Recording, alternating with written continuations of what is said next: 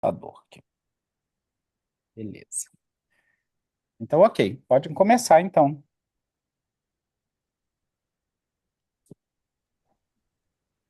Oi, Quem que vai... gente, boa tarde. Tá dando pra me ouvir aí, tranquilo? Tá. Então, quem vai apresentar, então, é o Nicolas, não é isso? Isso. Isso. Ciência Então, cardíaca. vou tornar você anfitrião, Nicolas. Ok. Você agora já está com o comando. Aqui, deixa eu transmitir aqui. Deixa eu ver se eu consigo. Tá dando pra ver aí? Está começando a compartilhar, né? Isso, chegou. Beleza. Então, gente, meu tema é sobre insuficiência cardíaca. Sou o Nicolas, vocês já sabem. E professor Gilmar, né? Semiologia de cardiologia. Trabalho sobre insuficiência cardíaca.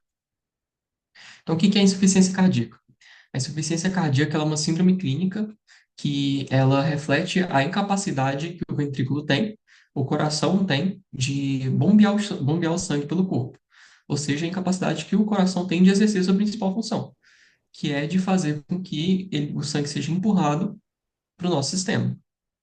O termo insuficiência cardíaca aguda, isso direto da diretriz, ele fica só reservado para casos agudos. São agudizações ou pacientes que estão tendo outras condições e acabam evoluindo com essa falência ventricular, com essa insuficiência do ventrículo. E eu vou estar tratando aqui hoje, né, na apresentação da insuficiência cardíaca crônica.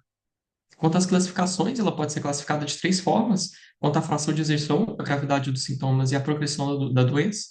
A gente usa mais a classificação pela fração da ejeção e pela gravidade dos sintomas.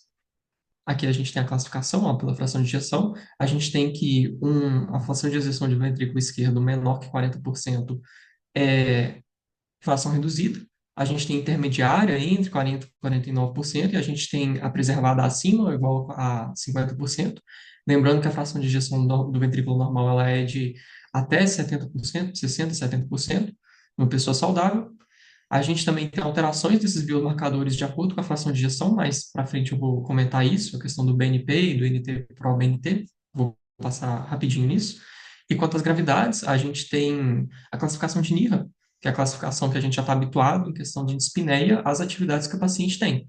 Então, o paciente que ele é NIRA 1, ele é um paciente fundamentalmente assintomático, e o paciente que é NIRA 4, ele tem sintomas de dispneia até mesmo em repouso. E isso reflete muito a capacidade do ventrículo de bombear o sangue. O paciente que ele é NIRA 4, ele tem sintomas graves de congestão, então ele fica, além da fadigado por causa do baixo débito cardíaco, ele também fica dispneico, por causa da congestão pulmonar mesmo. A classificação quanto à progressão é uma classificação pouco utilizada, a gente geralmente utiliza ela para olhar mais tratamento também, mas hoje em dia muitas diretrizes acabam se pautando mais pela classificação de NIRA mesmo, e ela pode ser estadiada em estádios A, B, C ou D, que é o comportamento que ela tem em relação ao tratamento clínico e a como que ela se comporta em relação à compensação, descompensação do próprio paciente. O paciente, por exemplo, que está em estágio A, ele não tem doença estrutural, ele não tem nada ainda, porém tem o risco de desenvolver insuficiência cardíaca. Então, aquele paciente que já tem história familiar, já tem hipertensão, por exemplo, ou problemas de base que podem levar a que isso aconteça. E o paciente que é de risco D, de estágio D, o paciente que tem mais risco, por assim dizer, é um paciente que tem aquela insuficiência cardíaca que já é refratária ao tratamento, que ele descompensa muito fácil, o paciente que pode cursar com edema agudo de pulmão muito rápido. Então, é um paciente que precisa de intervenção especializada e multiprofissional, muitas das vezes. Quanto à epidemiologia, é uma doença muito prevalente, ela afeta 23 milhões de pessoas no mundo anualmente. 1% dos indivíduos aí nessa faixa etária aí de 55, 60 e poucos anos de idade, chegando até 17,4% nos indivíduos com mais de 85 anos de idade. Então acaba sendo a via final de muitas patologias de base, especialmente aquelas vasculares. O controle inadequado da RAS, né, é uma das principais causadoras, justamente por aumento da pós-carga, e da ADM também, que acaba cursando com alterações metabólicas que prejudicam também o funcionamento ventricular. E a doença reumática, ela está relacionada com muitos casos de atendimento ambulatorial de pacientes com IC, especialmente no ambiente que a gente vive, que a questão da febre reumática ainda acaba sendo um pouco proeminente. Já no exterior, isso já está mudando, já. Hoje em dia não é mais tanto assim. Quanto à fisiopatologia, a gente pode dividir a fisiopatologia em dois. A gente tem as alterações neurohormonais e a gente tem as alterações estruturais do coração. Então, primeiro a gente tem que entender que a principal questão envolvendo a insuficiência cardíaca é a redução do débito cardíaco. O paciente não consegue injetar sangue suficiente. E por que que isso vai acabar acontecendo? Como que isso vai chegar nesse ponto? Inicialmente, a gente começa a ter redução da fração de ejeção por doenças que o paciente acaba apresentando, doenças de base mesmo, então a gente pode ter febre reumática, a gente pode ter hipertensão, e aí a gente começa a ter a ativação de vários sintomas compensatórios. A gente tem a ativação do sistema nervoso adrenérgico, sistema nervoso simpático, que começa a tentar elevar a pressão para compensar o baixo débito, aumenta o inotropismo do coração, aumenta o cronotropismo do coração, só que isso, obviamente, tem limite, a gente é ajudado por esse mecanismo inicialmente, mas conforme o tempo vai passando, esse mecanismo começa a ficar deletério para a gente. A gente tem a ativação do sistema renina-angiotensina-aldosterona para tentar aumentar a pressão também, que de início é bom, mas é deletério também a longo prazo, porque existem efeitos cardiotóxicos desses hormônios que são secretados. E a ativação de sistemas vasodilatadores, a gente tem a ativação de prostaglandinas, a ativação de sistema do óxido nítrico, que obviamente ele depende de uma boa condição vascular endotelial para que ele funcione bem. Então, se a gente tem uma IC que já está progredindo há um tempo, a gente provavelmente vai ter um dano vascular significante, seja por isquemia, o paciente é tabagista, o paciente tem hipertensão, e aí esses sistemas não são tão mais efetivos como eles eram antes. E aí o paciente já não consegue mais resistir à insuficiência cardíaca. E ali, como eu acabei falando assim para os três, né, que os mecanismos não conseguem impedir a progressão da doença. Eles tentam segurar aí a progressão inicialmente, mas conforme ela progride, não consegue. E aí que vem as alterações estruturais. O ventrículo começa a passar por remodelamento.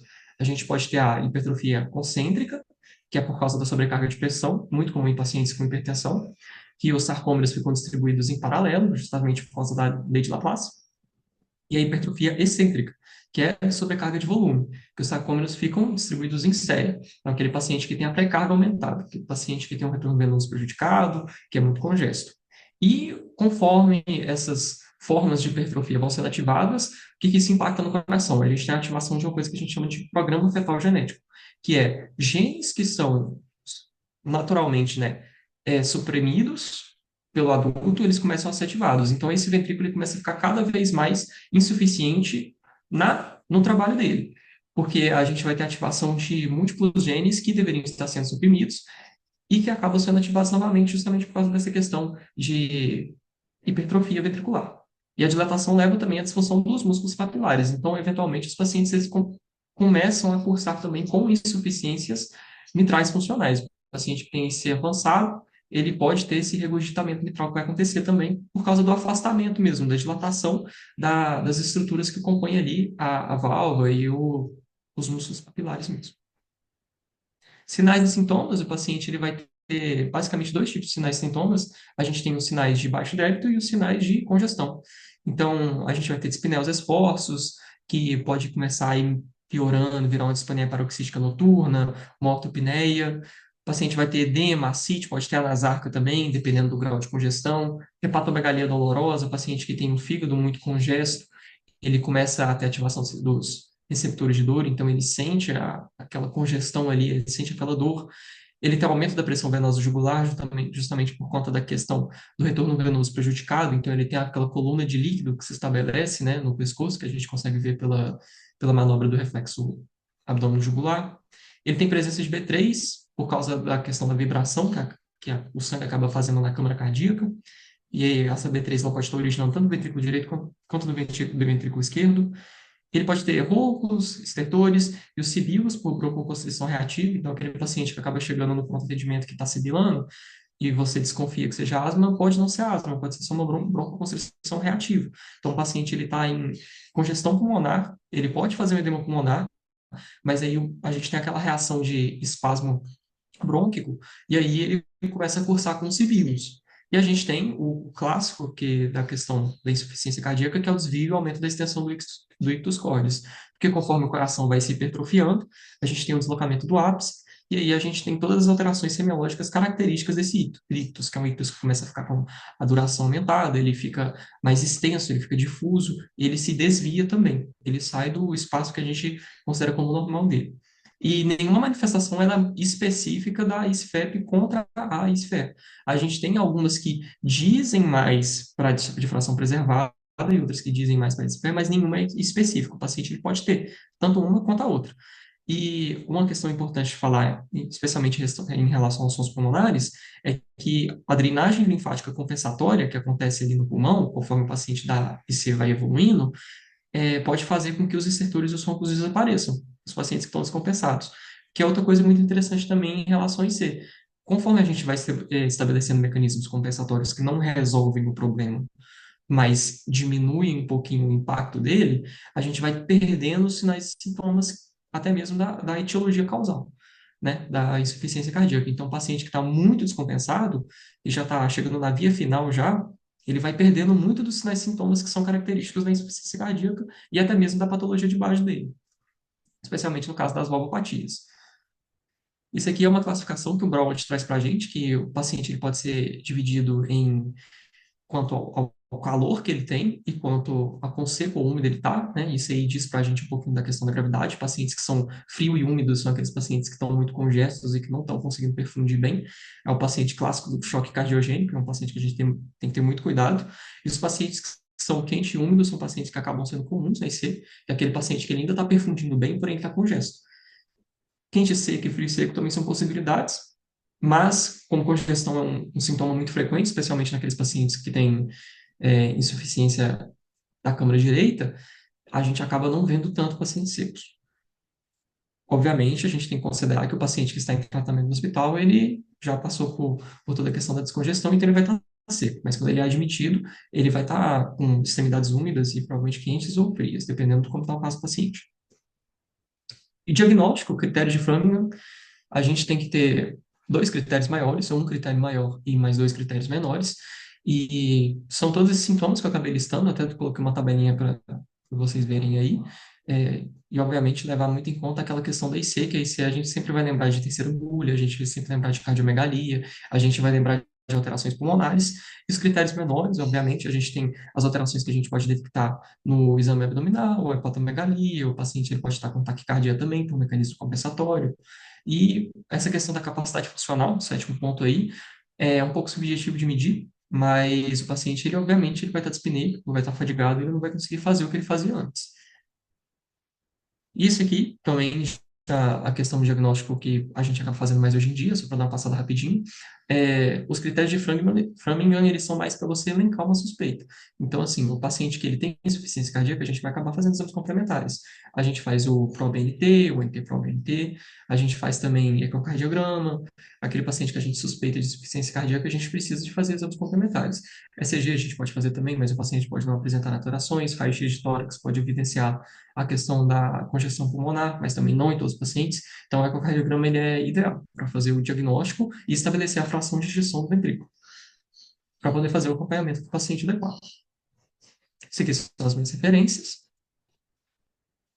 E é isso, gente. Muito obrigado. Alguém tem alguma pergunta para o Nicolas?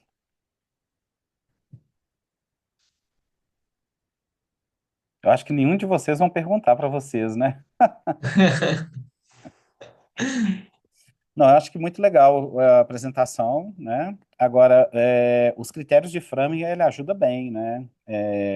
Você, a depender dos critérios de Framingham, você já está autorizado a tratar um paciente que nunca teve diagnóstico de insuficiência cardíaca, até você ter os exames de raio-x, eletro, dados clínicos, né? Lembrando que a pressão de 16 centímetros de água equivale a 11 milímetros, 11,5 milímetros de mercúrio.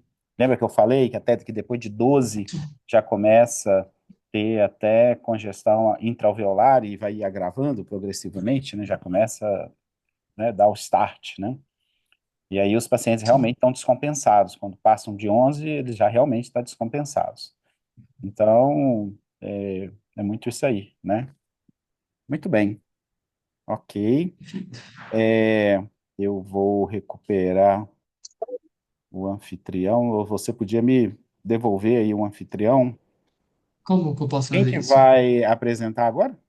Eu acho que lá em Sou cima, na eu. hora que você abre lá, você tem participantes, você clica, vai aparecer o nome de todo mundo. Aí no canto, no cantinho, isso, já está a Rafaela agora como Registrei. anfitriã. Isso aí. Beleza, perfeito. Só pegar uma água ali, gente, eu já volto. Ok, Rafaela, pode então já iniciar. Um segundo.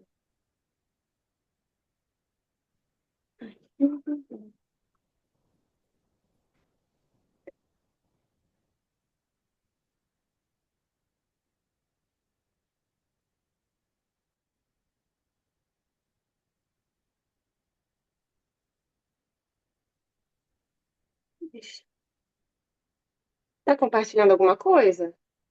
Não, ainda não. Ainda não? Não.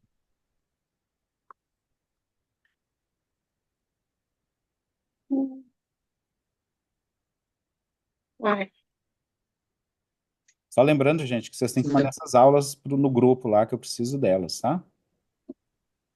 pode colocar em modo apresentação para poder aparecer.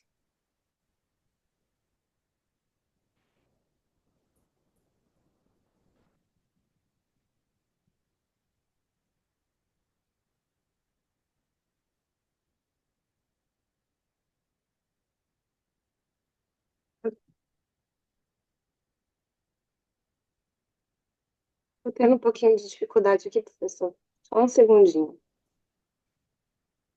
Aí embaixo você vai ver o compartilhar em verde, você clica e seleciona a tela.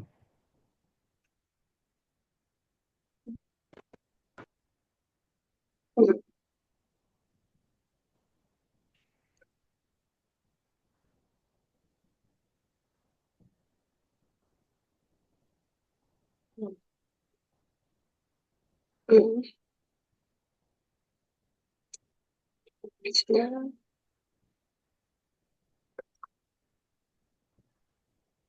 Foto, arquivo, quadro branco.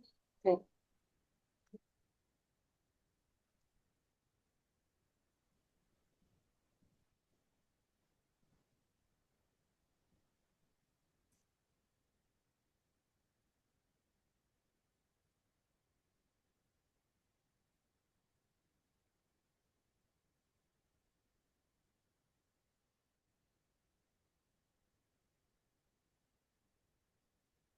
Rafaela, se você não estiver conseguindo, o que pode fazer é o seguinte: alguém pode apresentar a próxima, aí você compartilha a sua apresentação, alguém abre e vai passando para você.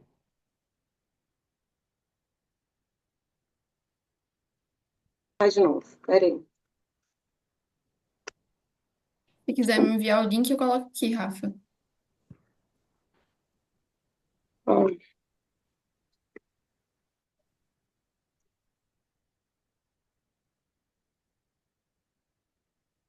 Agora sim.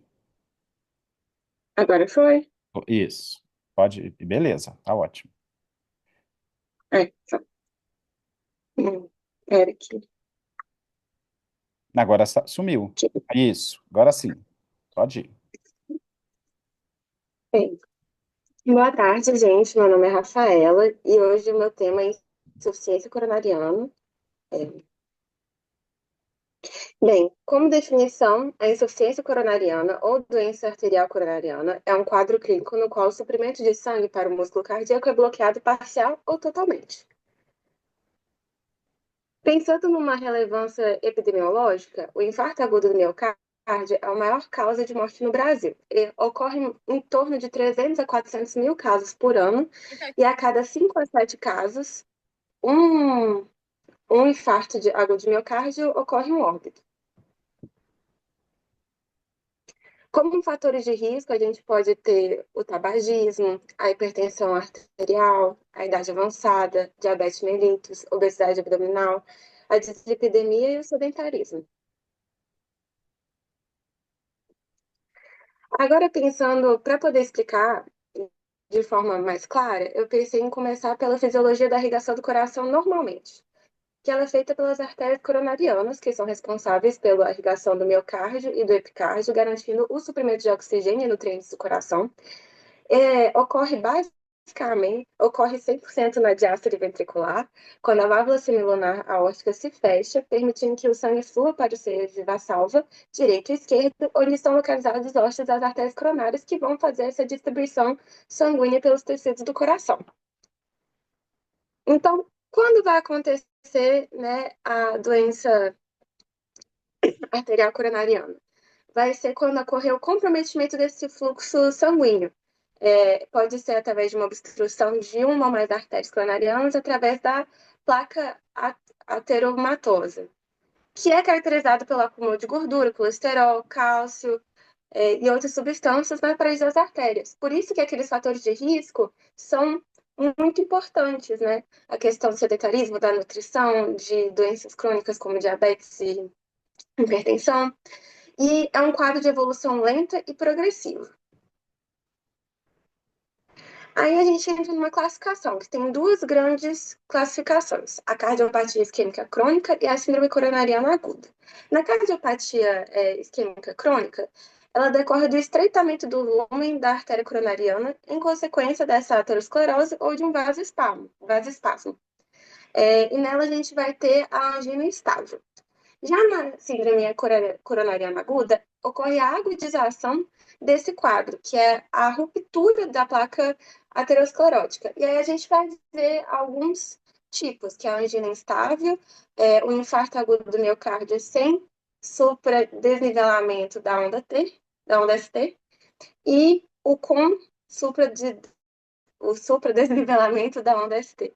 Aí a gente pode ver aqui na imagem, né, a formação da placa, aí aqui a angina estável, né, que é a placa fixa aqui, e aqui a angina instável, quando a gente tem, né, o desprendimento dessa placa, e aí a gente tem esses outros dois, que são os infartos sem o supra e com o supra. Aí, entrando mais nessa classificação, a angina estável, ela não apresenta a necrose do miocárdio, né? Porque ela vai ter ali a obstrução parcial e fixa. Ela vai ser caracterizada por uma dor torácica por esforço, com aquela sensação de peso e pressão, que dura em torno de 2 a 5 minutos. Aí, já indo para a síndrome da agudização, né? A gente vai ter três tipos: a instável, a sem supra e a com supra. A angina estável, ela também não vai apresentar a necrose, ela vai ter uma obstrução ali parcial e vai ser caracterizada por uma dor torácica mais intensa, de início recente, em repouso com esforço mínimo ou com esforço mínimo, e ela vai ser mais prolongada, tipo, maior do que 10 minutos, entre 20 a 30 minutos. Já no infarto agudo do miocárdio, sem supradesnivelamento da onda ST, a gente apresenta já a necrose do miocárdio, a gente já vai ter uma obstrução mais total, né, ali das artérias coronarianas, já tendo aquela formação desculpa, tendo a formação ali da vascularização colateral, e a gente vai ter uma dor torácica semelhante à da angina estável, mas mais prolongada e mais intensa. E com a supra, né, e o infarto agudo do miocárdio com supradesnivelamento, a gente vai apresentar uma necrose transmural, essa vai ser a versão mais grave da doença, a gente vai ter uma dor torácica intensa, persistente, maior do que 30 minutos, sudorese, náusea, e com aquela sensação de morte iminente, assim, o paciente vai chegar muito, muito mal no pronto atendimento. Aí, pensando naquelas duas grandes classificações, né, a gente vai ter as manifestações clínicas que a gente vai encontrar na consulta, que vai ser, na cardiopatia isquêmica crônica, vai ser uma angina instável, uma dor provocada por esforço e estresse emocional, dispneia, desconforto extratorácico, fadiga excessiva e fraqueza, e diaforese. Já na síndrome coronariana aguda, a gente vai ter uma angina estável, que foi o que eu falei, questão da pressão retroesternal, parecer uma contração, sensação de peso intermitente, uma dor que pode irradiar, diaforeses, náuseas e dor abdominal, dispensas e episódios de síncope. No diagnóstico, na anamnese, a gente vai fazer uma anamnese direcionada, buscando algumas coisas, como relatos de angina, fadiga, dispneia, além do histórico de hipertensão e diabetes e histórico familiar de doenças cardiovasculares. E para exames complementares, a gente pode pensar no eletrocardiograma, em marcadores bioquímicos, como a troponina, e a cintilografia miocárdica ou angiografia coronária. Aí, falando rapidamente sobre um tratamento em um caso de emergência, a gente pensa na terapia de reperfusão. Caso você esteja em um centro que tem acesso a um centro especializado, a gente vai pensar na angioplastia.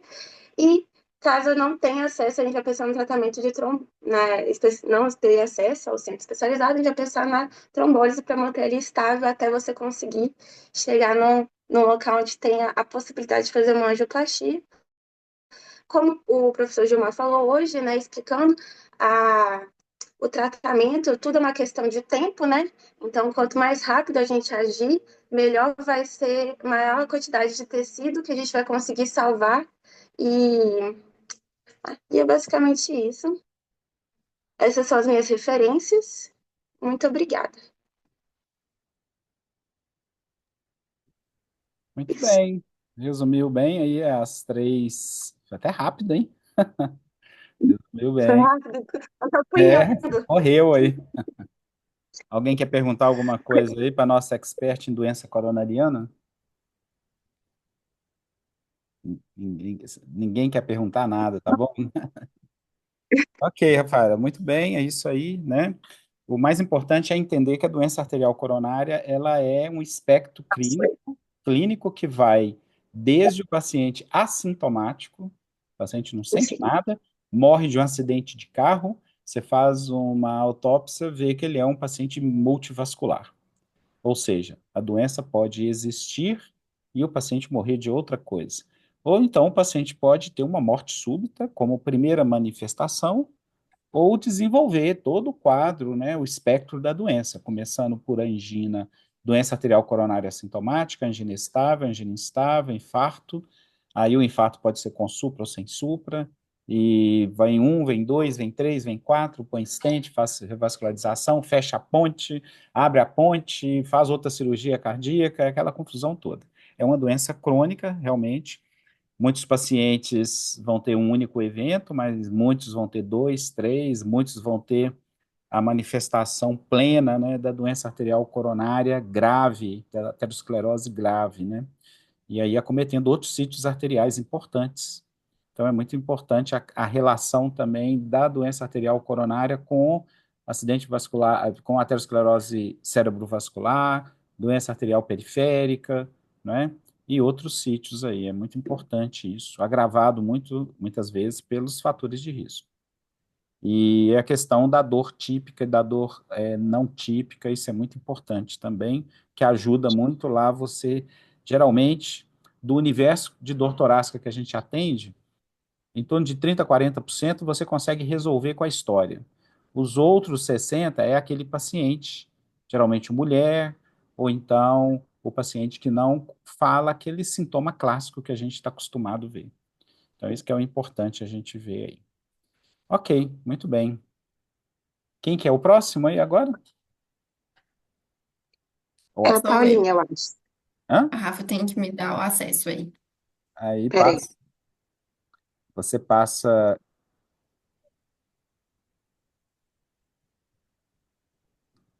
Aí, isso. deu. Ok. Pode ir, Paula. Tô indo já. Foi? Estão vendo? Foi. Tá bom. Então, hoje, né, vocês já me conhecem, no seminário de Semiologia do Sistema Cardiovascular, eu vou falar sobre síncope. Esse trabalho foi elaborado na disciplina de Semiologia, né, com o professor Gilmar. Então, definindo a síncope, é uma perda transitória da consciência secundária à hipoperfusão cerebral difusa. Mas, gente, peraí, porque não tá aparecendo direito aqui pra mim.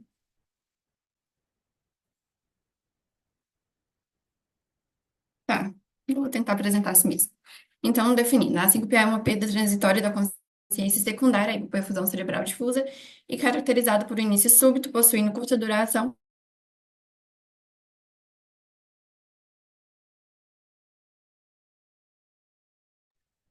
Acho que ela travou. A Travou. internet dela deu uma caída aí. Você quer voltar? Eu avisei que caiu. Já mandou mensagem? Não, eu mandei mensagem lá no grupo avisando que caiu, que travou. É, ela caiu. Ah, é, caiu da ligação. Ela caiu de É. vez. Vamos fazer o seguinte, quem que seria o próximo? O Eu. Bernardo. Então, o Bernardo Aqui, Rafa. está aqui como anfitrião. A Ok. Paula voltou. É, Hã? voltou? Voltou, a Paula voltou aí. Voltou, amiga? Tá, caiu, não entendi Eu por quê, apresento ou gente. eu passo para a Paula de novo? Passa para Paula, então, que ela continua. Ela tá Tá. lá, posso? A internet deu uma caída.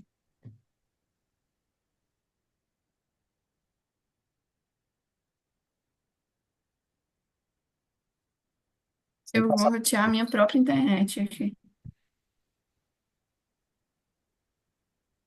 Aí deu. Estão vendo? Sim, apareceu. Então, Privado. continuando, né? Tá bom.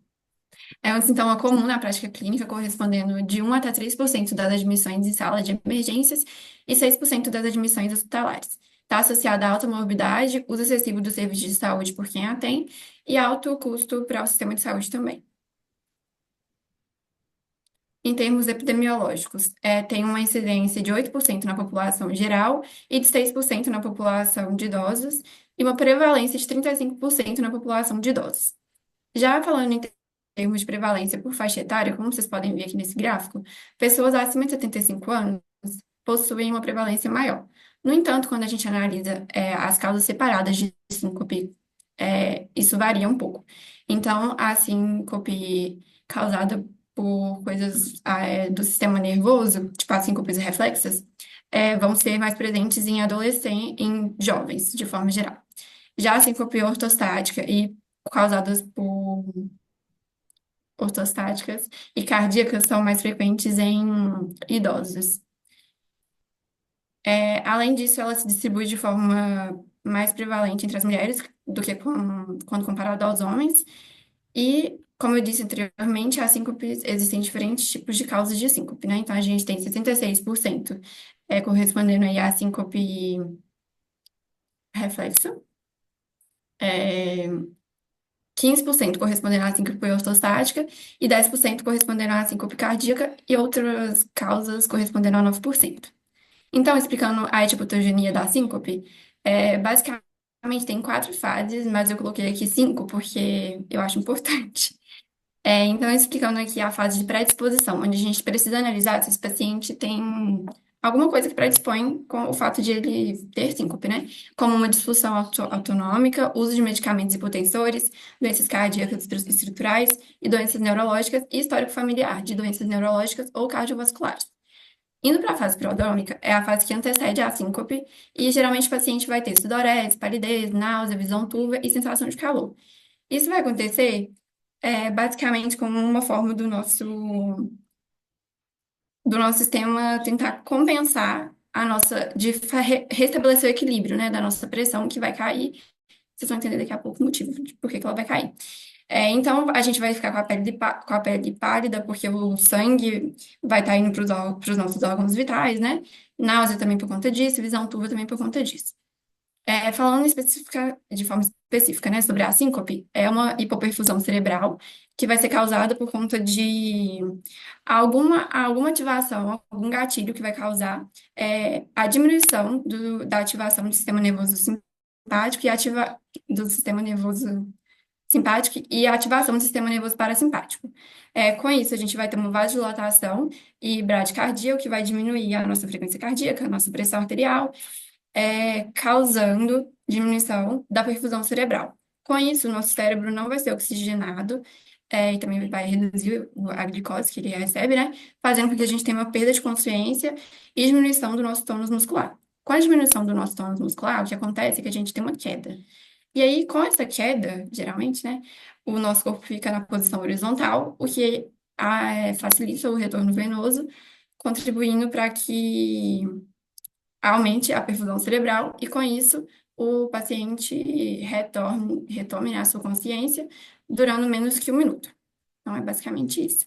Aí a gente tem a fase de recuperação, onde ocorre o retorno da perfusão cerebral, com a recuperação da consciência, e pode haver, de forma transitória, uma confusão mental, fadiga e cefaleia também pós-evento, principalmente por conta da vasodilatação e vasoconstrição que foi gerada nessa fase aí. É, Nessa fase de recuperação, a maioria das pessoas não vai ser rápido, isso aqui não vai durar muito tempo, mas pode ser que a pessoa tenha. E aí a gente tem a fase de recorrência, que dependendo da causa da síncope, pode se repetir mais vezes. E aí é importante falar aqui também que na fase prodrômica nem todos vão ter, nem todas as causas de síncope vão ter essa fase. Então, os sinais e sintomas durante, né, a síncope a gente tem antes dela. Então, em algumas síncopes, tontura, sensação de calor, náusea, sudorese, escurecimento da visão, palpitação, fraqueza e sensação de desmaio. Durante, a gente tem a perda súbita da consciência, flacidez muscular, pele pálida e fria, pulso fraco ou ausente, respiração superficial e movimentos mioclônicos transitórios que podem ou não estar presentes. E no pós, a gente pode ter ou não uma confusão mental, podendo ter também fadiga, náusea, sudorese, cefaleia e sonolência. O diagnóstico clínico da síncope é feito basicamente com base em 3 pilares, que é uma anamnese bem feita, exame físico e a solicitação do eletrocardiograma, que deve ter lá as 12 derivações. Então, na anamnese, é importante a gente analisar idade, perda da consciência, duração, os pródromos, o que o paciente estava fazendo naquele momento, como que ele fica depois, se tem liberação de esfíncteres, quais medicamentos ele estava usando, quantos episódios ele teve no último mês, se ocorre durante algum esforço, se ele estava usando álcool ou alguma outra substância, e o histórico familiar e as doenças prévias desse paciente. Já no exame físico, a gente analisa os sinais vitais em diferentes posições, a avaliação cardiovascular, neurológica, avaliação de trauma secundário, avaliação da pele e também avaliação da perfusão. Os exames, como eu disse anteriormente, o eletrocardiograma é o mais solicitado, mas, dependendo da síncope, podem ser solicitados esses outros exames aí, como o estudo eletrofisiológico, Holter, Tear Test e o ecocardiograma. Então, no exame físico, é importante a gente analisar a pressão arterial em diferentes posições e a frequência cardíaca também, para poder identificar hipotensão ortostática. Além disso, é importante a gente analisar a saturação de oxigênio e frequência respiratória, para poder analisar se pode ter algum envolvimento com o sistema respiratório, como a ausculta cardíaca. É importante para a gente poder ver sopros e tipo deformações estruturais no nosso coração, massagem do seio carotídeo, exame da cavidade oral, porque isso pode levar para um diagnóstico diferencial, que é a epilepsia, exame neurológico e os testes motores e sensoriais. Então, a síncope, ela é basicamente dividida em 3 tipos: a síncope reflexa, ortostática e a cardíaca. E a síncope reflexa ocorre por conta de um reflexo exagerado do nosso sistema nervoso autônomo, que leva à vasodilatação ou bradicardia. Geralmente, nessa síncope tem sinais prodrômicos, e os principais tipos são a síncope vasovagal, situacional, do seio carotídeo e as atípicas. Já a síncope ortostática ocorre quando há falha do nosso sistema, né, do nosso corpo, adaptar a nossa pressão, quando a gente muda de posição, indo para a posição ereta, o que leva a uma queda da nossa pressão arterial e causando a hipoperfusão cerebral. As principais causas são hipovolemia, medicamentos, disfunção autonômica e consumo excessivo de álcool. Depois a gente tem as síndromes cardíacas, que estão associadas a alguma falha estrutural do nosso coração ou relacionada a algumas arritmias. É importante que seja avaliado e identificado, porque isso pode fazer com que o paciente evolua para a morte súbita. As principais causas são arritmias, obstrução e disfunção primária. O tratamento deve ser individualizado e abordar a causa específica e prevenir as recorrências. Então, nas síncopes benignas, geralmente são controladas com medidas comportamentais e hidratação, e na síncope cardíaca, a gente tem que investigar e verificar, né, o tipo de tratamento, porque o paciente está correndo risco de morte súbita. E os sinais de alarmes, que a gente tem que ter muito cuidado e manter esse paciente ali, a história de doença cardíaca estrutural, episódios de síncope sem pródromos, dor torácica ou palpitação antes dos episódios, história familiar de morte súbita, síncope durante esforço, síncope prolongada ou com sinais neurológicos, pressão arterial baixa após o episódio, com choque ou frequência cardíaca alta, déficits neurológicos focais e alterações no eletrocardiograma, porque direcionam justamente para a síncope cardíaca ou algum problema neurológico. Essas são as minhas referências. E é isso. Nossa, aula muito boa, viu, Paula? Parabéns. Gostei muito. Nossa, suei para fazer. Vou lá da Difícil o SOCESP tema. ver a referência. Esse capítulo lá do livro da SOCESP é muito bom mesmo. Então, gente, assim, essa aula da Paula aí é uma aula de congresso, né, que ela fez muito bem e falou igual a gente fala rapidão no congresso para dar tempo mas deu recado, né? Falando aí das três tipos de síncope mais importantes. O mais importante é vocês entenderem a síncope vasovagal. Essa aí é a mais comum, é disparada a mais comum, a que mais a gente vê, e saber reconhecer, saber o que acontece, né, na síncope, né, lembrando que síncope é perda da consciência, né, se não perdeu a consciência, não é uma síncope, é mais uma tontura, uma lipotímia, enfim. Então é muito comum a gente conversar com os pacientes e falar que ele estava percebendo as pessoas de longe, ou seja, não perdeu a consciência. Ele teve a hipotensão, caiu, não foi o suficiente para abolir o fluxo cerebral, a ponto de desligar mesmo, e a pessoa está ali vendo as pessoas ali no entorno dela circulando. Então, isso realmente é uma característica grande que a gente vê aí nos pacientes com síncope verdadeira. E os sinais de alarme, que a Paula citou vários aí importantes, né? Doença arterial coronária, né? Síncope que surge sem nenhum pródromo, né? Então, quando isso surge, dor no peito, né? Paciente já com doença arterial coronária diagnosticada, paciente com ciência cardíaca grave. Então, a gente tem que estar sempre atento com esses pacientes aí, né? E geralmente são pacientes que a gente retém para observação e para investigação. Mas foi muito boa a apresentação, viu, Paulo? Agora, quem que é o próximo? Obrigada. Sou eu. Esse sou eu, é o Bernardo? Isso. Então passa para ele aí, Paula. Você tem que ir lá em participantes e passar. Isso. Muito bem. Já é você, Bernardo. Tá dando para ver? Alô? Opa, Não. tá compartilhando ainda. Ah, Isso. Agora deu. Agora tá, deu. beleza. Bom, gente, boa tarde, sou o Bernardo. Vou falar hoje das insuficiências valvares esquerdas, né? Insuficiências mitral e aórtica. Vamos começar pela insuficiência mitral. A insuficiência mitral ela vai resultar de uma anormalidade ou processo de doença que vai afetar os componentes funcionais do aparato valvar mitral. O que vai acontecer? O fluxo que devia ser do ventrículo para a artéria aorta, ele vai regurgitar do ventrículo esquerdo para o átrio esquerdo. Para definir a etiologia, a gente divide insuficiência mitral em insuficiência mitral aguda e insuficiência mitral crônica. As insuficiências mitrais agudas, elas podem ser causadas por endocardite infecciosa, ruptura do músculo papilar pós-infarto agudo do miocárdio, ruptura das cordas tendíneas e instabilidade das cúspides, traumatismo torácico. Aqui eu trouxe uma foto que dá para ver as duas cúspides da válvula mitral normais, uma aqui insuficiente, com afastamento, né, do fechamento das duas, e essa aqui que está em prolapso, que está invadindo a cavidade atrial.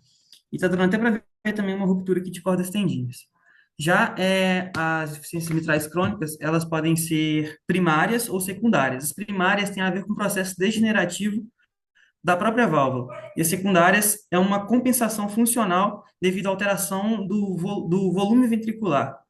Não do volume ventricular, um remodelamento ventricular. Então, as primárias podem ser por degeneração mixomatosa, febre reumática, endocardite infecciosa cicatrizada, origem congênita, e as secundárias, miocardite isquêmica e dilatada, miocardiopatia hipertrófica obstrutiva com movimento sistólico anterior e fibrilação atrial com aumento do átrio esquerdo e dilatação do anel mitral. Quanto à fisiopatologia, na insuficiência mitral, a resistência ao esvaziamento do ventrículo esquerdo vai ser menor, porque parte desse volume que está sendo injetado, ele está voltando para o átrio esquerdo. Devido a isso, a tensão do ventrículo esquerdo ela diminui e seu volume vai aumentar progressivamente com a evolução da insuficiência. E junto com esse aumento de volume, ocorre a deterioração da função contrátil ventricular. No início, a complacência do ventrículo vai aumentar para manter a pressão diastólica final. Só que aí nas fases tardias, com essa perda, a pressão tende a cair devido a essa descompensação do ventrículo.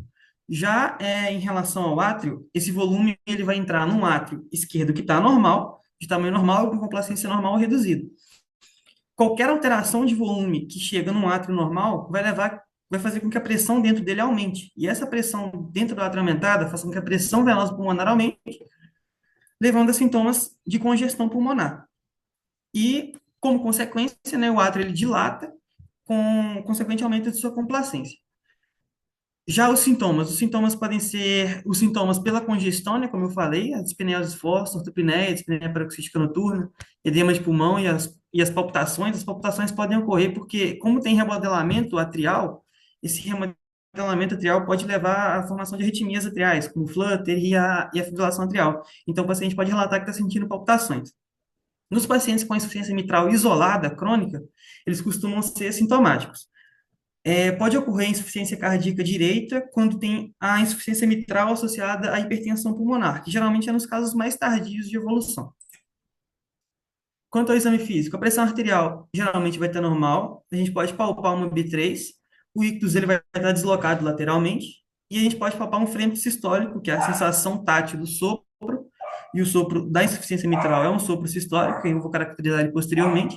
Então, a gente pode sentir esse frêmito sistólico no ápice. Como eu falei, né, quando a insuficiência está grave, a pressão ela pode reduzir estreitamento da pressão de pulso, porque a pressão diastólica ela vai aumentar, tá? A complacência do ventrículo vai diminuir, né, com o passar da doença. E os sinais de congestão vão ser proeminentes na aguda. Ausculta. Na ausculta, a gente pode ter a B1 abafada ou ausente por conta do sopro da insuficiência mitral, e a B3 devido à sobrecarga ventricular, né? Por conta do tensionamento dos músculos papilares, cordas tendíneas e cúspides valvares. O sopro da insuficiência mitral vai ser um sopro sistólico, com graduação de intensidade -3, 4. É um sopro que geralmente é holossistólico, mas ele pode correr decrescendo e desaparecer na meso e telesístole. Isso vai depender da gravidade da insuficiência. E em pacientes com ruptura das cordas tendíneas, a gente pode auscultar um sopro com sonoridade em pio de gaivota. Na insuficiência mitral, esses sopros eles podem intensificar com exercícios isométricos e ele vai reduzir durante a fase de esforço da manobra de Valsalva.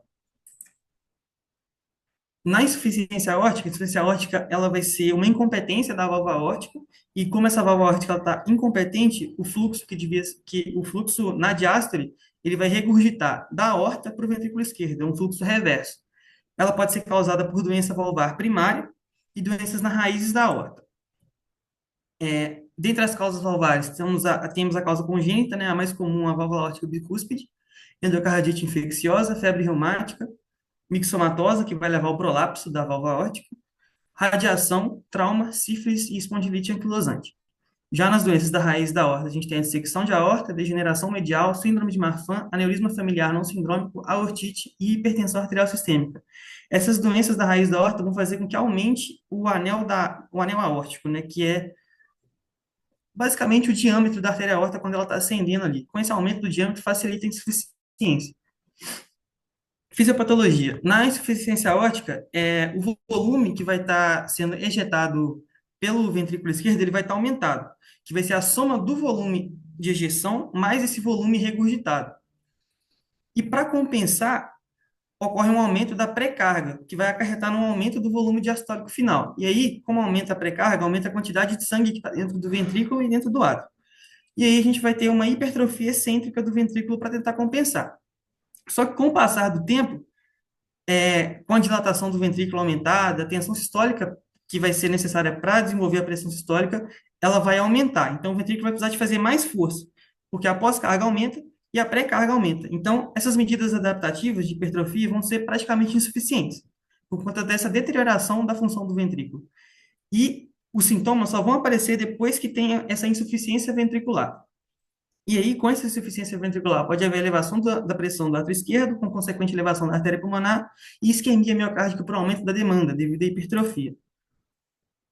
Quanto às manifestações clínicas, o paciente pode relatar percepção desconfortável, né, dos batimentos cardíacos, os sintomas de congestão pulmonar, que é a dispneia fósforo, ortopneia, dispneia paroxística noturna, e o edema agudo de pulmão, em casos mais agudos, a dor torácica anginosa e angina noturna acompanhada de sudorese, aqueles pacientes que sofrem de isquemia, mesmo sem a doença arterial coronariana, que pela insuficiência e pelo ventrículo estar trabalhando mais ali, a perfusão coronariana pode estar prejudicada. Ao exame físico, então, nos pacientes com insuficiência aórtica, a gente pode observar a vibração de todo o corpo, vibração da úvula, balançar da cabeça, que é o sinal de red bobbing, a cada sístole. E a gente pode visualizar a distensão e o colapso abrupto das grandes artérias. Quanto ao pulso arterial, a gente pode palpar aquele pulso em martelo d'água, a gente pode observar o sinal de Quint, que é aquela pulsação capilar, o sinal de Traube, que é um ruído que a gente escuta na artéria femoral, que é um ruído em tiro de pistola, o sinal de Durósias, que é quando você escuta um sopro na topografia da artéria femoral. E a pressão de pulso ela vai estar largada, porque a PA sistólica vai estar alta e a PA diastólica vai estar baixa. A diferença de pulso, então, ela vai estar largada. Portanto, a pressão de pulso alarga. O ictus cordis ele vai ser amplo, deslocado lateral inferiormente. Podemos palpar um frêmito diastólico, que é a sensação tátil do sopro, e o sopro da insuficiência aórtica é um sopro diastólico. Expansão sistólica e retração diastólica no ápice podem ser evidentes. Na ausculta, quanto a B2, a gente pode auscultar nos pacientes com insuficiência aórtica grave o ruído de fechamento da válvula aórtica, que é a fase A2, né, da B2, ele pode estar ausente. E o sopro da insuficiência aórtica é um sopro diastólico, de alta frequência, com caráter aspirativo, e ele é decrescente. Mais bem auscultado no terceiro espaço intercostal esquerdo, no local que corresponde ao foco aórtico acessório. E esse sopro, na medida que a gravidade aumenta, ele vai se tornar mais longo e mais intenso, podendo ser holodiastólico. Esse sopro é melhor auscultado com o paciente sentado, inclinado para frente, com respiração suspensa e inspiração forçada. E os fenômenos auscultatórios são intensificados pela manobra de hand grip, que a gente viu o professor Gilmar fazendo. E essa manobra, ela aumenta a pós-carga. Como ela aumenta a pós-carga, intensifica o sopro. Essas foram as referências que eu utilizei. E é isso. Muito bem, Bernardo. Apresentou bem, sucinto, deu o recado. Só, assim, uma hora você colocou no seu slide lá, você estava falando da insuficiência mitral crônica. Aí você começou a falar da insuficiência mitral aguda e aqueles dados que você colocou lá da insuficiência mitral crônica, a gente não observa no paciente agudo.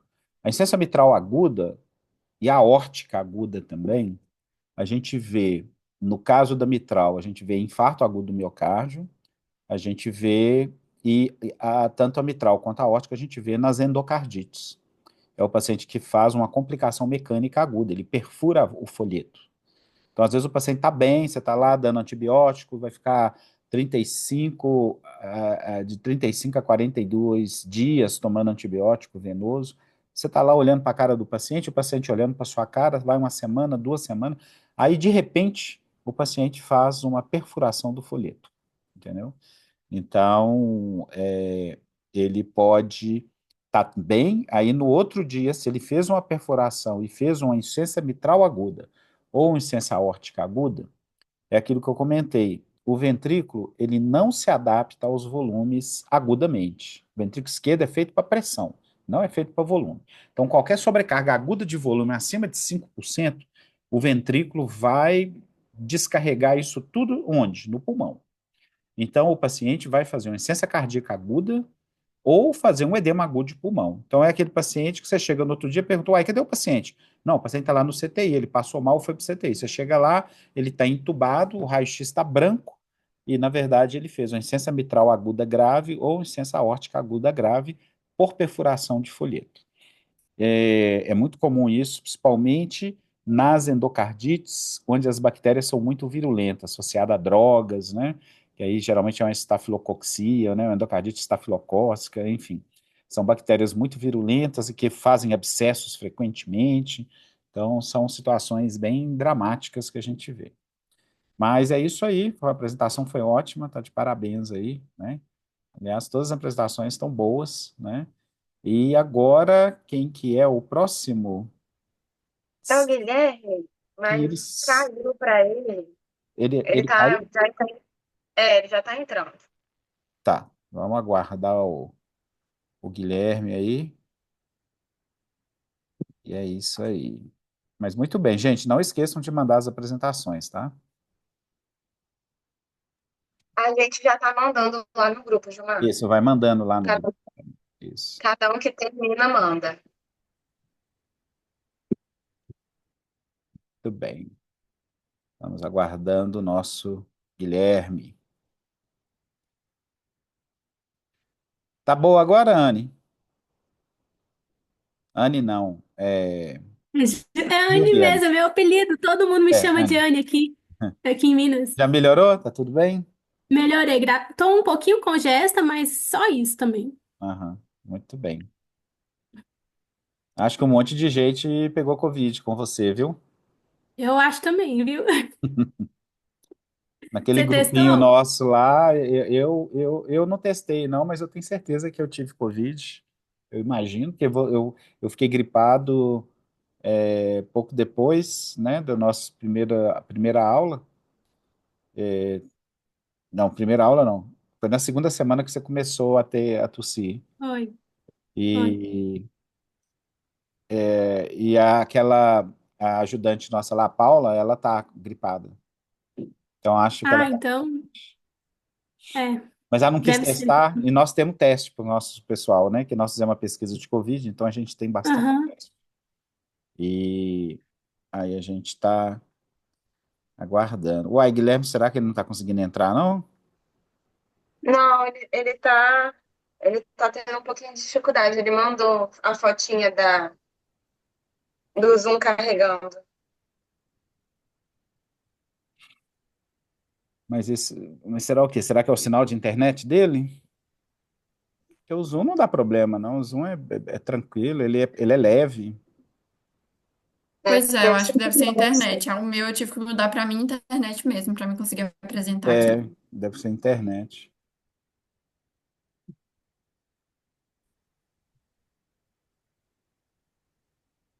A prova de vocês é 15h30?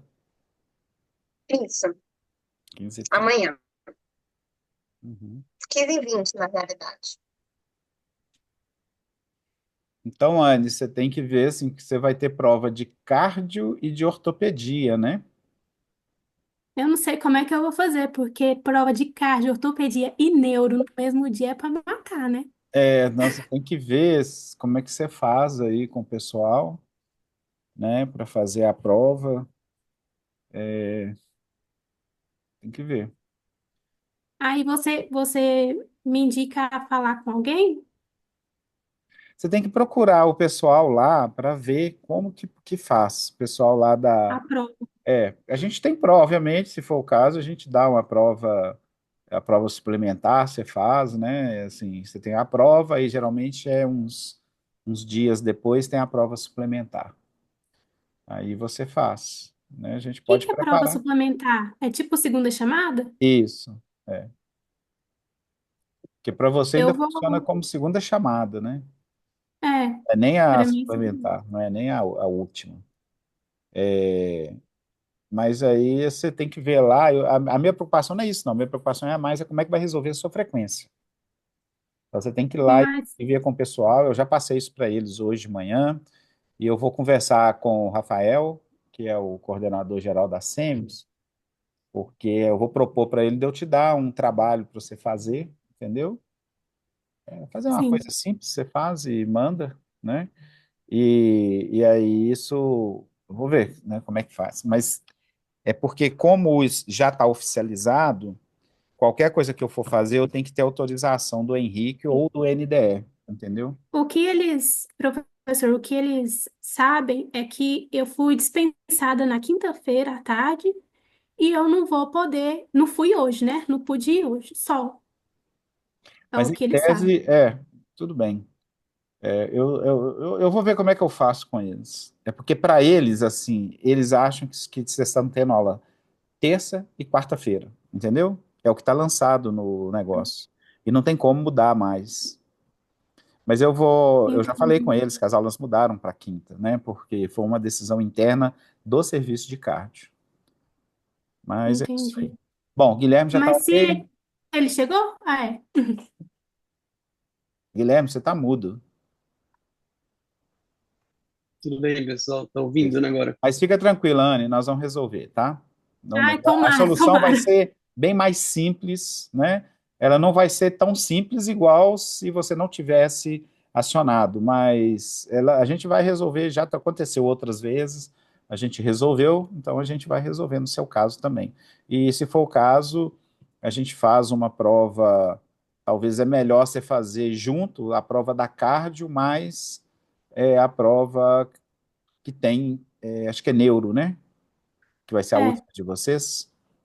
Então, é. talvez é melhor você fazer cardio e neuro do que você fazer neuro e ortop junto, né?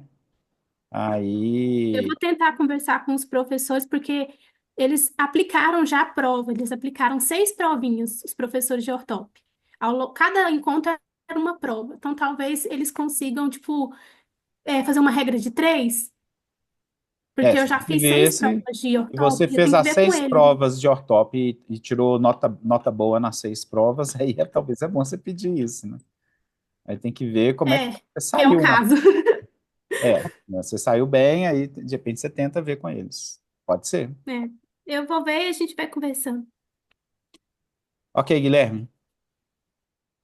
Vamos lá, pessoal. Boa tarde. Vocês conseguem ver já, né? Tá passando direitinho. Eu vou começar a falar, vou desligar a câmera porque eu tô com a internet um pouco ruim.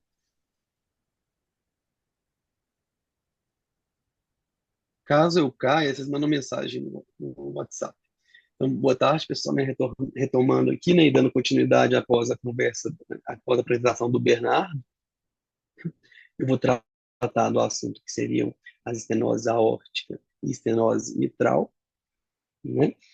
Que são duas valvulopatias é, que, que, como o próprio conceito, né, de estenose traz, né, valvar, que é uma estenose valvar, que é o estreitamento anormal de uma válvula cardíaca, prejudicando o fluxo sanguíneo, né?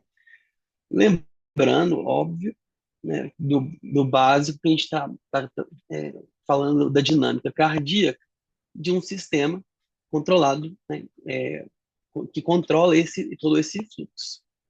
Então, quando a gente pensa na estenose, né, nas estenoses, de uma maneira geral, a gente está pensando no estreitamento dessas passagens, né? Passagens essas que são as válvulas que a gente tem aí distribuídas. É, e extremamente importante a gente pensando no universo das estenoses, é que elas, como as insuficiências, também impactam, né, de forma importante a qualidade de vida do indivíduo. Então, quando a gente vai para o nicho da estenose aórtica, então a gente pensa, né, dela ser muito comum em idosos, né, devido às degenerações cálcicas que a gente tem na própria válvula. É, vocês estão me ouvindo? Só com isso. Estamos Ok, ouvindo beleza, bem, aqui, pode travou aqui. continuar. Desculpa, é porque tá todo mundo parado aqui para mim, tá, gente? Então, a estenose aórtica, né, é mais comum em idosos devido a essa degeneração calcífica da válvula, né? E aí, esse enrijecimento da válvula, né, ele acaba causando essa dificuldade, vamos dizer, essa dificuldade, né, e esse desequilíbrio nesse sistema, nesse fluxo interno de valvar.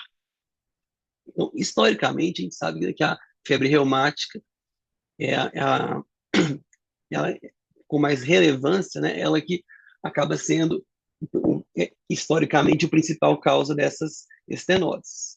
Entretanto, né, como a gente até comentou hoje em aula, né, depois do advento dos antimicrobianos e também mesmo em países subdesenvolvidos, e em desenvolvimento, com hoje maior acesso, a gente começa a ver menos frequente, né, esse tipo de desfecho para o paciente. Como causas, né, dessa, das estenoses, da estenose, né, aórtica, a gente tem que pensar que essa válvula está, né, cronicamente exposta a tensões, né, ao fluxo sanguíneo pulsátil, à pressão sistólica, eventualmente elevada em pacientes aí que cursam com hipertensão, e, e acabam gerando estresses, né, e microlesões, como vários dos outros mecanismos que a gente tem sempre comentado dentro da cardiologia, né? Então, essas microlesões vão gerando essas microlesões nos folhetos valvares, iniciando processos inflamatórios, né? Muito parecidos também com o mecanismo ali da arteriosclerose, né?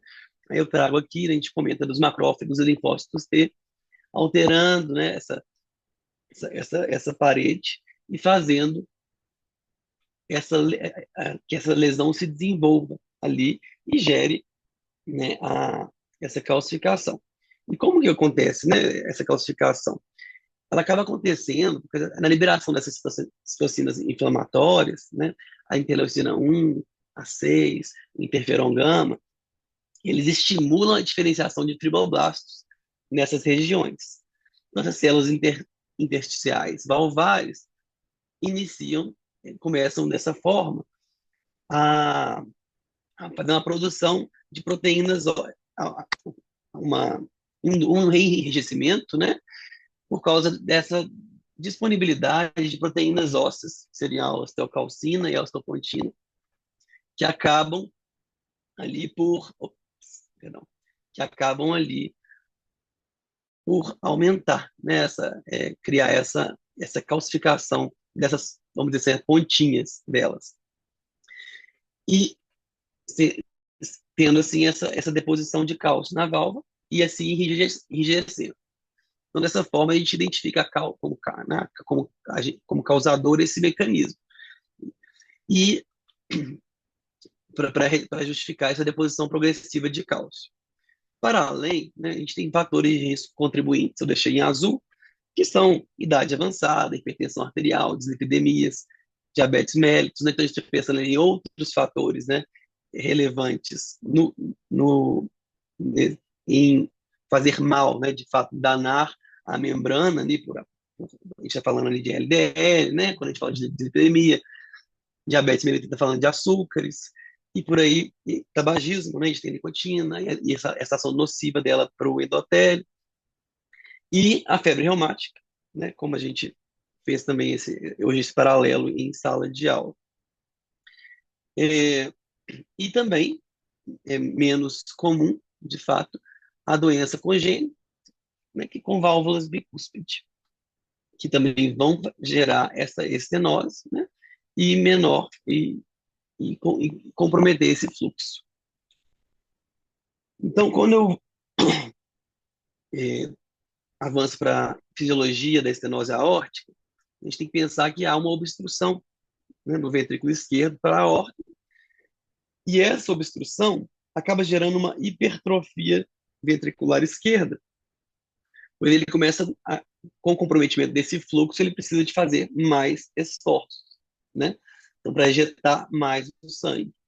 Então, com o tempo, isso acaba levando a uma hipertrofia ventricular, um espessamento dessa parede, né, também. E para se adaptar, de fato, né, as células cardíacas acabam proliferando no formato ali. Na verdade, as células normais, elas acabam tendo um esgotamento, né? E elas precisam acabam gerando esse crescimento. E no esgotamento, a gente começa a evoluir, né? Com anginas, síncopes, como já foi abordado, e dispneias, que acabam sendo ali, dentro da fisiopatologia, os principais sintomas, né? Que no próximo, quando eu for abordar sintomas, a gente vai falar da tríade clássica, aí, que envolve a estenose aórtica. Também temos que lembrar da redução do débito cardíaco, sintoma que são sintomas do baixo fluxo, que acabam gerando que acabam sendo o motivo, né, dessas síncopes e angíneas. Sintomas de diagnóstico, como eu dei uma adiantada, a gente tem a ideia de se ter a tríade clássica, né, que o paciente acaba reclamando da angina, síncope e dispneia. O exame físico, então, ao exame físico, né, a gente vai sempre fazer todo esse exame físico completo, mas o achado principal que a gente vai ter nesse paciente é no foco aórtico, um sopro sistólico em diamante. E como padrão ouro, do ponto de vista de exames complementares, o ecocardiograma, ele poderia trazer para a gente, em detalhes, né, em detalhes de imagem, o comprometimento dessa válvula.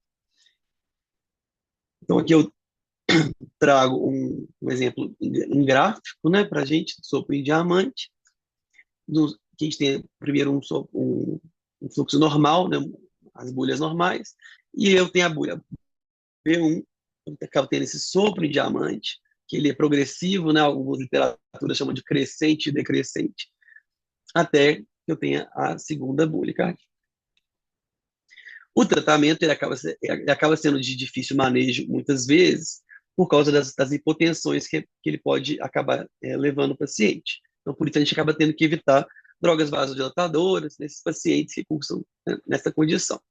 E o tratamento cirúrgico, que seria a troca das válvulas, indicado, né, frente à intensidade e frequência dos sintomas. Esse gradiente, ele deve ter uma outra questão, para além dos sintomas, seria que esse gradiente ventricular esquerdo fosse superior a 40 milímetros de mercúrio, que acaba sendo, né, aquela fórmula que a gente discutiu em sala de aula, né, de Bernoulli, para, de fato, identificar esse gradiente. Vou avançando agora para a estenose mitral, que acaba sendo caracterizada também pelo estreitamento do orifício mitral, dificultando dessa vez o fluxo sanguíneo do átrio para o ventrículo esquerdo, né? A principal causa também da estenose, aqui eu trouxe uma imagem, né, que mostra à esquerda o coração, o fluxo normal, e à direita o fluxo comprometido. Bom, vice-versa. Então, a principal causa ainda também é a febre reumática, historicamente, nesse paciente, especialmente nesses países em desenvolvimento. Mas também em idosos pode ocorrer devido à calcificação degenerativa, mas ela é menos comum no caso da estenose mitral do que na extremose aórtica. Ou seja, acaba que as comorbidades e esses outros fatores externos são menos impactantes para este caso. Doenças congênitas também, como síndrome de Shone, né, que envolve ali múltiplas obstruções do lado esquerdo do coração, lúpus eritomatoso também, e síndrome carcinoide, que também causa uma fibrose valvar, né, e uma deposição de material inflamatório nessas regiões. Eu deixei endocardite como primeiro tópico ali em cima, mas ela não é, né, o primeiro tópico, né, ela é mais comum, ela acaba sendo mais comum nas insuficiências mitrais, por isso que eu acabei deixando ali em cima, porque essas floras que acabam sendo formadas na válvula, elas acabam também gerando esse enrijecimento e, por consequente, estenose.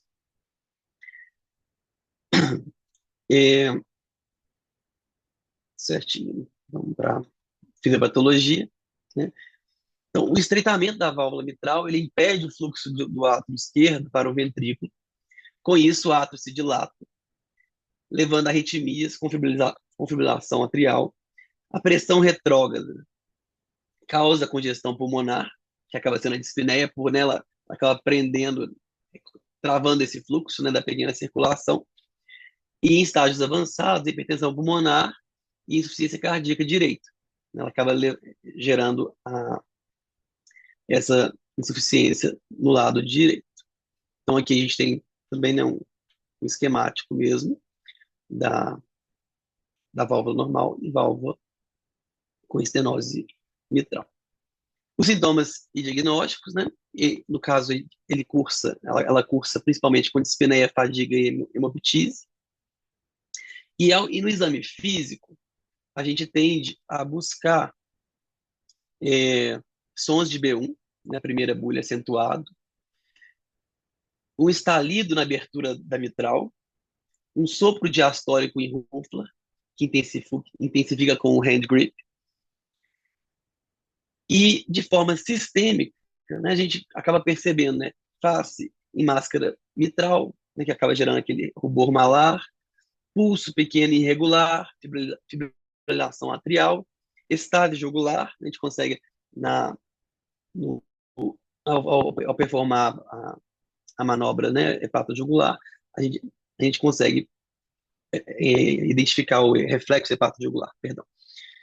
E edema em membros inferiores, ascite e hepatomegalia congestiva. O tratamento também é medicamentoso, especialmente com diuréticos, né, como ele faz esse dano pulmonar ali. Então, a gente precisa de aliviar essa congestão e anticoagulação. E cirúrgico seria uma vulvoplastia mitral, que acaba que ela é identificada na literatura como um ganho enorme nos últimos anos, embora não esteja disponível no SUS, né, pelo que eu entendi nas conversas no ambulatório. E a troca valvar. Perdão, a troca valvar que não está disponível no... Não, a válvula, enfim, a gente pode discutir isso nas perguntas, talvez, com o Gilmar. E seria isso, pessoal. As referências. E abrir para perguntas. Na verdade é o seguinte, a valvoplastia mitral está disponível no SUS, a preferência é para grávidas, mulheres ou válvulas que têm um score muito bom para fazer o tratamento percutâneo, e a cirurgia também, a troca valvar, né? Quando eu era residente, a gente perdia muitas grávidas com estenose mitral. Jovens da idade de vocês aí perdiam a vida porque descobriam que era estenose mitral na gravidez, e aí já tinha uma estenose moderada a grave, e quando chegava o segundo trimestre era uma coisa de doido, porque não tinha a menor chance, né? Você aumentar o débito em 40%, muitas vezes a grávida não podia nem tomar banho, ficava restrita ao leito, né? E quando chegava na sétima semana, aí tinha né, a perspectiva de viver, né, e chegar até a nona semana fazendo a cesárea e tirando a criança, mas mesmo assim, muitas faziam edema agudo de pulmão na cesárea, nossa, era uma coisa de doido. Até que inventaram o balão de Noé, quando eu era residente de cardio. O primeiro, a valvoplastia mitral de Belo Horizonte, era uma paciente que eu olhava quando eu era residente, e, e felizmente mudou a história natural, né? Hoje, isso já não é mais um problema, porque você tem a grávida, vai passar um certo aperto, mas você tem tratamento, coisa que não tinha antes, né? Cirurgia cardíaca na grávida, a criança morre, né? E quando a grávida, muitas vezes morre também. Então, realmente era complicado. E a estenose aórtica é outra também complicado. A estenose aórtica não tem medicamento que eu posso dar. Na estenose mitral ainda tem, eu posso dar o beta-bloqueador, tentar minimizar um pouco, né, os sintomas, quando a doença é moderada para importante, porque na doença grave também não adianta, não. É uma complicação mecânica, né? Então, mas na estenose aórtica, realmente não tem nada que a gente pode fazer para o paciente, né, para poder melhorar o grau, a questão da estenose. Então, é muito complexo essas doenças para tratar. Tá faltando agora é quem? A Anne, falar sobre Sou bulhas. eu. Aí o Guilherme vai passar aí para você fechar com chave de ouro para nós, sem Covid, que aí a gente não vai Sem pegar Covid. Covid, né? Então, tá bom. Eu vou aqui no More, né?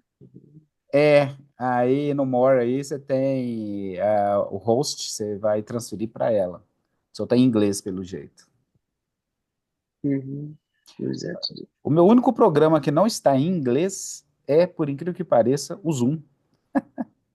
Todos os meus programas É no mesmo. meu computador, É, tá tudo. Ó, agora mudou. Engraçado. Depende da Tá em instalação. inglês também? É o Zoom e um ou outro programa. A maioria tudo é em inglês. Uhum. Bom, tem que transferir para ela aí. Sim, sim, tô. Ó, Deixa eu ver se eu ótimo. consigo recuperar o anfitrião de você. Não. Recuperar anfitrião. Não, mas, Pronto, pode deixar. Eu me viro aqui. ah, tá. Ok, Anne, já é você aí. Ah, tá, beleza. Deixa eu compartilhar aqui. É, Anne. Ah, tá certo. Oi, É que eu ia falar que para poder apresentar, você tem que colocar na apresentação já, no modo apresentação. mas foi? Foi. Foi, deu certo? Vocês estão vendo? Beleza. Sim. Então, Sim. então vou A gente tá começar, vendo, pode gente. ir. Vou começar. Eu vou falar sobre as bolhas cardíacas, né? Vocês já me conhecem.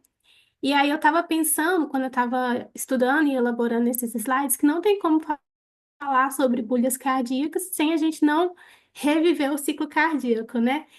Então, introdutoriamente, eu coloquei esse esqueminha aqui e ao lado eu coloquei basicamente a explicação do ciclo cardíaco. Então, só contextualizando, lembrar que a gente tem a sístole auricular, depois a gente tem ali, né, o enchimento do ventrículo, basicamente simultaneamente, aí a gente fecha as válvulas atrioventriculares, temos a contração isovolúmica, contração isotônica, a abertura das válvulas semilunares, quando elas se abrem, a gente tem um aumento de pressão na região da artéria aorta e da artéria pulmonar, e aí o sangue vai, né? Aí a gente tem a ejeção sanguínea, o aumento dessa pressão vai gerar o fechamento das válvulas semilunares, depois a gente tem o relaxamento isovolúmico, a abertura das válvulas atrioventriculares e terminando com a diástole, né, com enchimento rápido inicialmente e depois o enchimento lento. Basicamente seria esse o ciclo cardíaco. E eu tô falando isso basicamente para a gente poder explicar os mecanismos etiológicos das bolhas cardíacas. Então aqui eu coloquei no esqueminha B1, B2, B3 e B4. Quando a gente fala de B1, a gente está falando basicamente de um ruído, né, de um som, a gente consegue escutar ele, que acontece durante o fechamento das válvulas atrioventriculares, então ali mitral e tricúspide. Enquanto que B2 estaria mais relacionado ao fechamento das válvulas semilunares, aórtica e pulmonar. Já em relação à terceira bolha cardíaca, ela tem maior vínculo com o enchimento rápido ventricular, né, com essa fase, e com uma maior complacência mesmo ventricular. A gente vai abordar a terceira bolha cardíaca e vai falar mais sobre isso. E por fim, na quarta bolha, a gente tem uma baixa complacência ventricular associada com o aumento da força de contração atrial, justamente para poder encher o ventrículo. Seguidamente, como a gente falou, né, é, na primeira bolha cardíaca, eu tenho o fechamento das válvulas atrioventriculares. Então, eu tenho dois componentes, que seria o mitral e o tricúspide. E aí, fisiologicamente, o componente mitral, ele antecede o tricúspide. A gente tem toda uma explicação para isso, eu até coloquei aqui na etiologia, né, que seria a pressão ventricular esquerda, ela é maior do que a direita. A própria questão do músculo, o músculo no lado esquerdo do coração, ele é mais eficiente, e tem a questão do retorno venoso pelas veias cavas também, que acaba retardando o fechamento da tricúspide.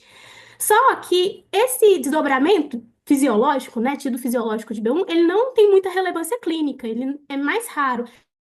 A gente consegue encontrar ele no caso de jovens atletas, de pessoas muito magras, mas ele é mais raro. A gente encontra maior relevância no caso dos desdobramentos de B1 que são patológicos. E aí, nesse caso, eu vou ter o retardo no aparecimento do componente tricúspide, independente das fases respiratórias, o que significa que eu consigo perceber essa variação, né, esse descompasso aí no fechamento das válvulas, tanto durante a inspiração quanto durante a expiração. As situações clínicas que se associam a esse desdobramento patológico seriam várias, mas eu coloquei aqui como dois exemplos: o bloqueio de ramo direito e a estenose tricúspide. O bloqueio de ramo direito, a gente fala sobre ele justamente porque eu teria um maior tempo para gerar despolarização naquele lado do coração. Então, como eu tenho maior tempo para gerar despolarização, automaticamente eu vou ter um retardo no componente tricúspide para se fechar. É, Seguidamente, eu coloquei aqui as alterações relacionadas à fonese em B1. Lembrando, a gente tem que lembrar que a primeira bulha, ela geralmente ela é melhor escutada no foco mitral, tricúspide, né? Som melhor escutado também com diafragma, por conta da frequência. E a gente tem os mecanismos que podem aumentar essa fonese ou diminuir. Aqui eu fiz um quadrinho com os mecanismos, os quadros patológicos de hiperfonese e os quadros patológicos de hipofonese. Então, por exemplo, anatomia torácica. A gente já percebe que uma pessoa com obesidade, ou pode ser também uma DPLC, um tamponamento cardíaco, um derrame pericárdico, uma questão assim, ela pode ter hipofonese de B1, justamente porque a gente tem estruturas ali que acabam complicando, né, prejudicando mesmo a propagação dos sons durante a ausculta. Em contrapartida, ocorre o contrário, né, em pessoas que têm a espessura do tórax mais reduzida. Então, nesses casos, a gente vai ter hiperfonese de B1. Já em relação à velocidade de elevação da pressão ventricular, a gente percebe que em estados hiperdinâmicos, né, às vezes a pessoa com hipertireoide, hipertireoidismo, é, febre, anemia, exercícios, ela vai ter uma hiperfonese de B1 e, em contrapartida, no caso oposto, em estado de choque, por exemplo, com baixa de débito cardíaco, eu vou ter hipofonese. A gente também tem os casos da amplitude, né, como mecanismo, amplitude de excursão dos folhetos, e aí a gente tem quando o intervalo PR é curto, e no caso de estenose mitral, e aí a gente vai ter aqui hiperfonese, porque a gente vai ter basicamente um afastamento ali dos folhetos valvares, do ponto de cooptação. E o contrário seria ali no caso do PR estendido, e da insuficiência aórtica grave, que seria basicamente como se fosse um mecanismo compensatório daquele refluxo, né, daquele fluxo retrógrado da insuficiência. No caso da estenose mitral calcificada, a gente vai ter hipofonese de B1, justamente porque a gente basicamente não vai ter muita mobilidade ali da válvula. A gente ainda tem o desdobramento de B2, da segunda bulha. Falando sobre ele, a gente pode pensar que, fisiologicamente, o componente aórtico, né, que a gente falou que B2 origina basicamente do fechamento das semilunares, então o componente aórtico, ele antecede o pulmonar. E isso poderia levar a um desdobramento na inspiração. Basicamente, a motivação, né, a etiologia está aqui descrita também, que está relacionada ao aumento do retorno venoso sistêmico, associada à redução do retorno venoso para o lado esquerdo do coração. Acontece mais frequentemente do que o desdobramento fisiológico de B1, né? E a gente consegue ver em jovens atletas, em pessoas saudáveis, mais magras também. Mas o que eu quis, né, focar aqui nesse slide foi o desdobramento patológico de B2. E aí, com relação a esse desdobramento, a gente tem basicamente três tipos, né? O paradoxal, o persistente não fixo e o persistente fixo. Com relação a isso, a gente tem que pensar que no paradoxal vai acontecer basicamente o contrário do que acontece no desdobramento patológico fisiológico, aliás, no desdobramento fisiológico, porque enquanto no fisiológico o componente aórtico antecede o pulmonar, aqui no paradoxal, basicamente o componente aórtico vai ficar retardado. De toda forma, a diferença assim básica que a gente percebe é durante a ausculta, porque no paradoxal eu consigo perceber o desdobramento na expiração, mas não percebo na inspiração, enquanto no fisiológico acontece o contrário. Já em relação aos persistentes, eu tenho a percepção do desdobramento tanto durante a inspiração quanto durante a expiração.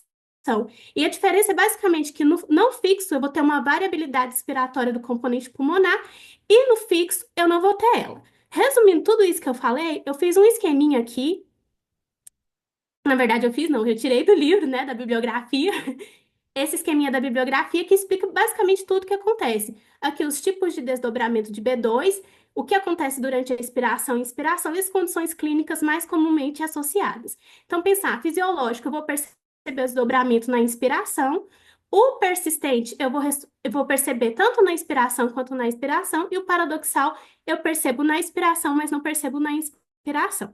Com relação às alterações de fonese em B2, também tem muita relação com o que a gente falou naquelas alterações de fonese em B1, então a gente tem um mecanismo de anatomia torácica, por exemplo, que segue a mesma lógica, né?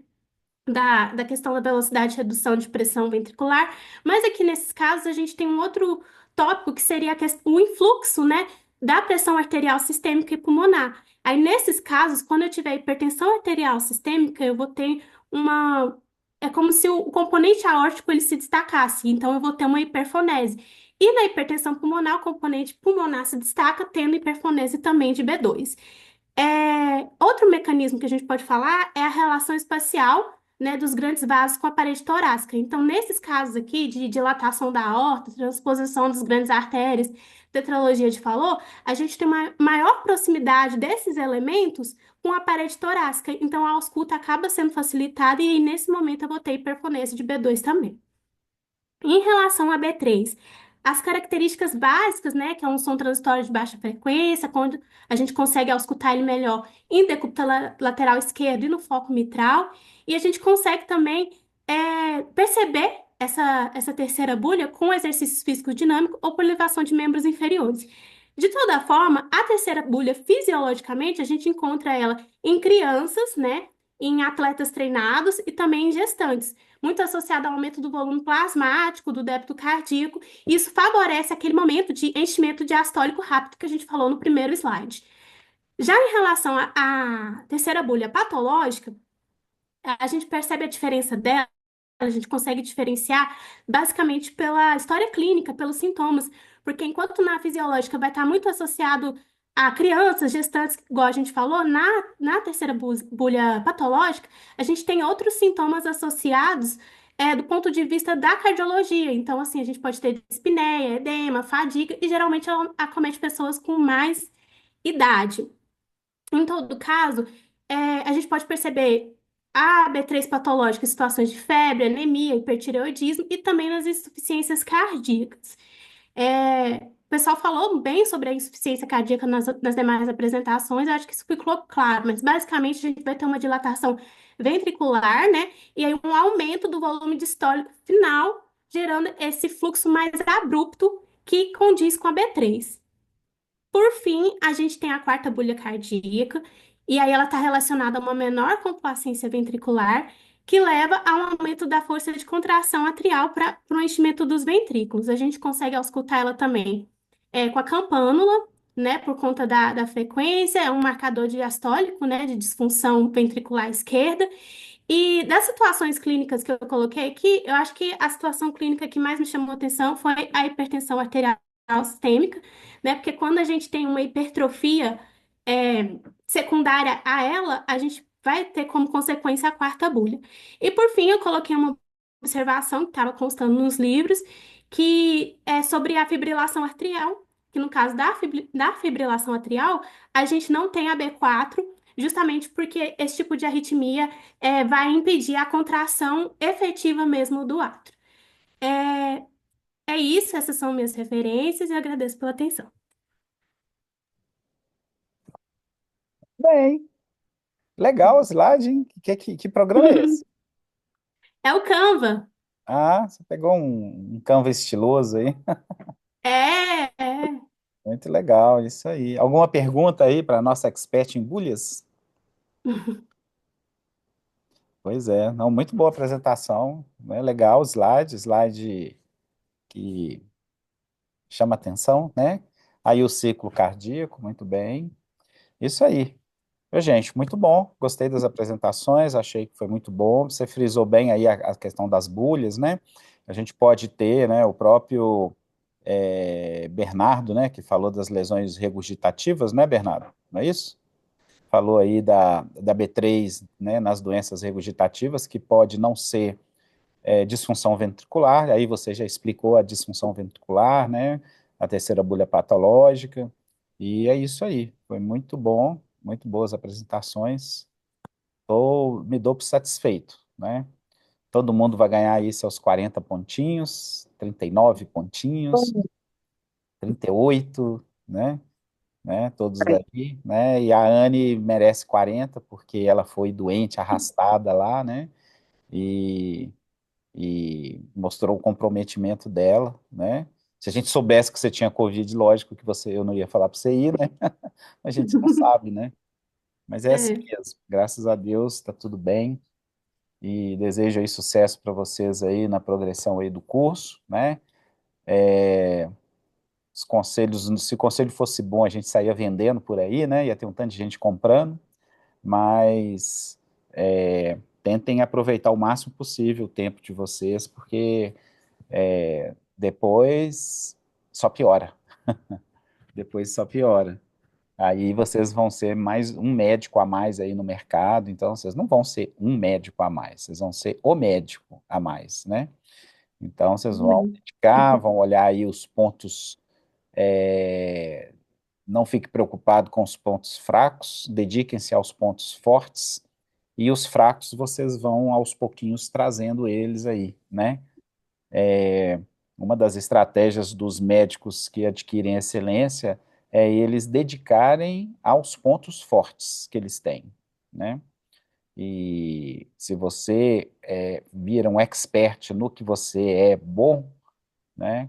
Aí você adquire a expertise e os outros pontos você vai também, obviamente, trabalhando para que eles melhorem. Então, essa que é a dica que eu dou aí, né? Ela é um pouco diferente do que o povo fala. Dedique aos pontos fracos para você melhorar e etc. Não, a gente tem que dedicar, se a gente tá ficando razoavelmente bom em algo, vamos dedicar para a gente adquirir, vamos dedicar para sermos excelentes naquilo. E aí você vai adquirindo expertises, né? E vai dedicando, e vai dedicando, e vai dedicando, né? E, e é isso aí. Tá bom, gente? Boa sorte Tá amanhã na bom. prova. Obrigada. Obrigado aí pelo Obrigada. feedback. Estamos às ordens, Obrigada, né? Gilmar. Continua Obrigado, lá Gilmar. acompanhando o Obrigada, Zap, Gilmar. o Instagram, né? Que o Instagram a gente põe muita coisa, vai ter muita coisinha que sempre as perguntinhas que eu ponho, as questões de semiologia, elas têm tudo a ver com a prática, né? Eu fico imaginando assim, você está lá num pronto-socorro, aí chega lá uma, uma pessoa que está com febre, mal-estar, não sei o quê, com secreção e não sei o quê, não sei o quê, mas ela tem um quadro inflamatório importante, tem artrite reumatoide, não sei o quê, não sei o quê. E você quer saber o que, que é isso? Isso é uma infecção bacteriana ou não é? Ou é artrite reumatoide que está descompensando, o paciente tendo febre, infiltrado e aquela coisa, né? Aí você faz o exame, tem uma leucocitose, não sei o quê, aí você fica na dúvida, né? Dou ou não dou antibiótico, né? Então, foi a pergunta que eu coloquei lá, né? E que você entra lá, já sai a resposta, e hoje eu já soltei a resposta comentada. Quando tem o exame disponível, ele ajuda bem, né? Ele praticamente resolve o problema. Você está lá com um paciente grave, você não sabe se você mantém 10 dias, 14 dias de antibiótico ou 7 dias de antibiótico, e aí? Quando é que eu paro o antibiótico, né? Então, é um exame que fala bem, entra lá e lê que vocês vão ver. Tudo de bom, viu, gente? Tchau. Vou. Muito Muito Obrigada. bem, Daqui a obrigada. Gilmar. pouco eu estou disponibilizando o link, tá? Tá Tá bom. bom. As Tchau. notas você vai lançar hoje? Hein? As notas, esses 40 pontos, a gente vai saber hoje? Vai ficar, vocês vão ficar entre 38 e 40 pontos, entendeu?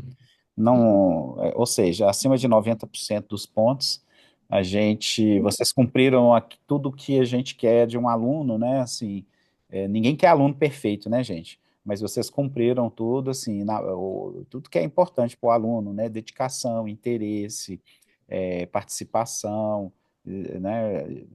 Enfim, né? Então a gente vê Então tá bom. dia a dia o progresso, tá ok? Tá bom.